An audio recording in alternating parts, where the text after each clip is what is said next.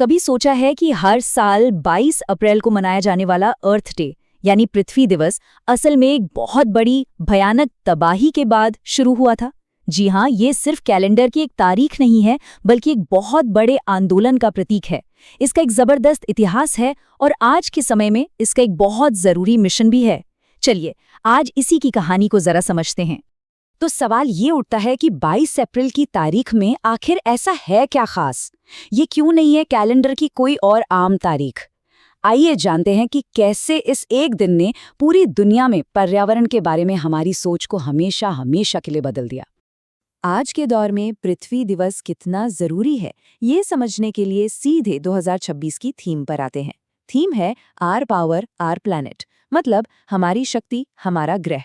ये थीम हमें एक सीधी सी बात याद दिलाती है कि बदलाव की असली ताकत कहीं और नहीं बल्कि हम सबके हाथों में है। तो आखिर ये पृथ्वी दिवस है क्या? अगर सीधे सादे शब्दों में कहें तो ये हमारे प्लैनेट के लिए एक सालाना चेकअप जैसा है। ये वो एक दिन है जो हमें पर्यावरण की सुरक्षा के बारे में सोचने और उससे भी ज्यादा जरूरी कुछ एक्शन लेने के लिए जगाता है। अब सबसे दिलचस्प बात यह है कि ये जो इतना बड़ा ग्लोबल आंदोलन है ना, इसकी शुरुआत एक बहुत भयानक हादसे से हुई थी। चलिए आपको उसी कहानी पर ले चलते हैं, वो कहानी जिसने सब कुछ बदल कर रख दिया। तो बात है 1969 की। अमेरिका के सेंटा बारबरा में समुद्र में एक बहुत बड़ा तेल रिसाव हुआ।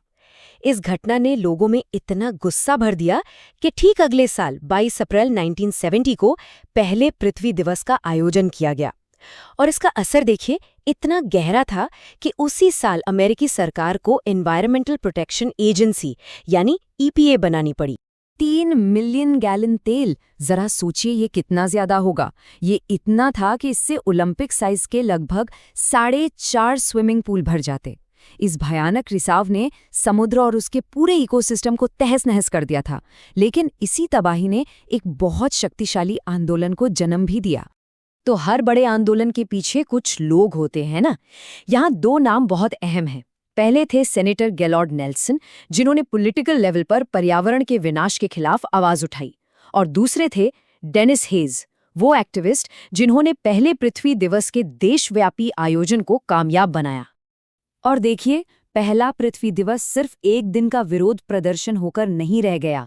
इसने परमानेंट पॉलिसी में बदलाव की नींव रखी।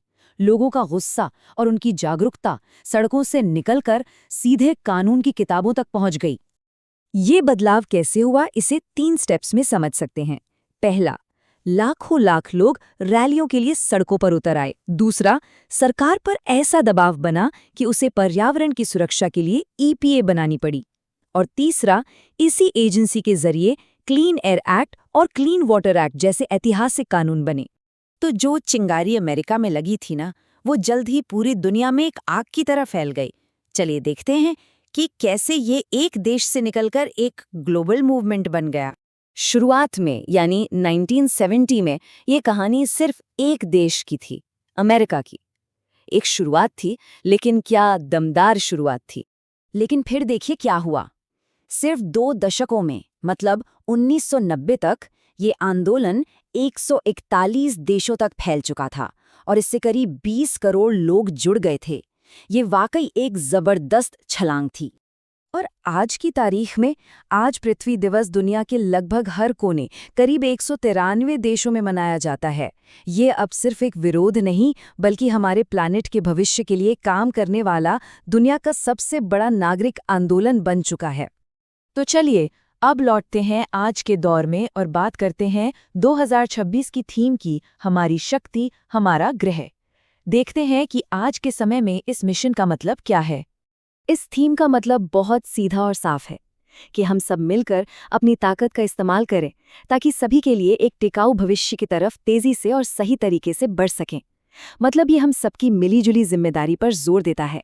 इसके कुछ बड़े और साफ लक्ष्य रखे गए हैं, जैसे कि रिन्यूएबल एनर्जी की तरफ और तेजी से बढ़ना, पर्यावरण से जुड़े कामों में आम लोगों की कम्युनिटी की भागीदारी बढ़ाना, पर्यावरण को जो भी नुकसान पहुंचाया गया है उसकी जवाबदेही तय करना, और दुनिया भर के देशों और वैज्ञानिकों के बीच सहयोग को बढ़ावा देना।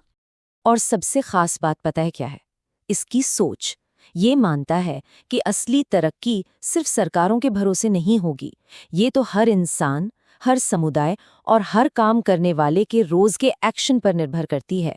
इस थीम का एक बहुत बड़ा और ज़रूरी लक्ष्य है 2030 तक दुनिया भर में रिन्यूएबल एनर्जी की क्षमता को 3 गुना करना। ये सुनने में बहुत बड़ा लगता है और है भी, पर हमारे प्लैनेट के भविष्य के लिए ये बेहद ज़रूरी है।